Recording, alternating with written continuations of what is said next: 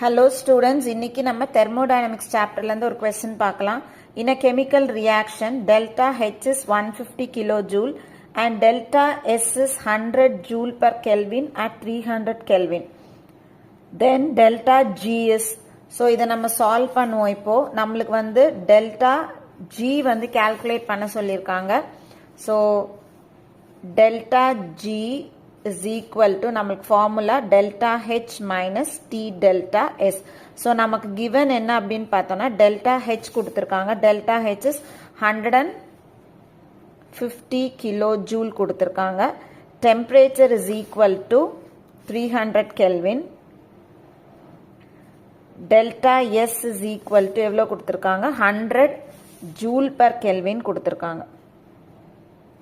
இப்போ நம்ம ஃபார்முலால சப்ஸ்டிட்யூட் பண்ணுவோம். Delta G is equal to delta H வந்து 150 கிலோ ஜூல் கொடுத்துருக்காங்க மைனஸ் டெம்பரேச்சர் வந்து 300 கெல்வின் இன்டூ டெல்டா S பார்த்தோம் அப்படின்னா 100 ஜூல் பர் கெல்வின் கொடுத்துருக்காங்க. ஆனால் டெல்டா H வந்து கிலோ ஜூல் கொடுத்ததுனால நம்ம இந்த ஜூல் அந்த 100 ஜூலை வந்து நம்ம கிலோ ஜூலுக்காக கன்வெர்ட் பண்ணுவோம்.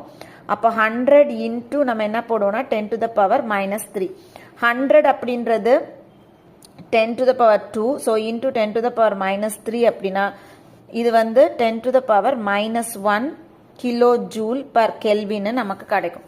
இப்போ இந்த 10 to the power minus 1 நம்ம இதில் சப்ஸ்டியூட் பண்ணுவோம். ஸோ அப்போ இந்த இடத்துல 10 to the power minus 1 kilo joule per kelvin. So கீழே மறுபடியும் எழுதுறேன் நான் 150 kilo joule minus 300 Kelvin into 10 to the power minus 1 kilojoule per Kelvin.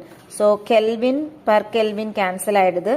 அப்போ இந்த இடத்துல 150 minus 300 into 10 to the power minus 1 அப்படின்னா இது வந்து 30. ஸோ ஆன்சர் பார்த்தோம் அப்படின்னா 120 கிலோஜூல். ஸோ நம்மளுக்கு ஆப்ஷனில் எங்கே இருக்குது அப்படின்னா ஆப்ஷன் டி வந்து நம்மளுக்கு கரெக்டான ஆன்சர் 120 கிலோஜூல். தேங்க்யூ.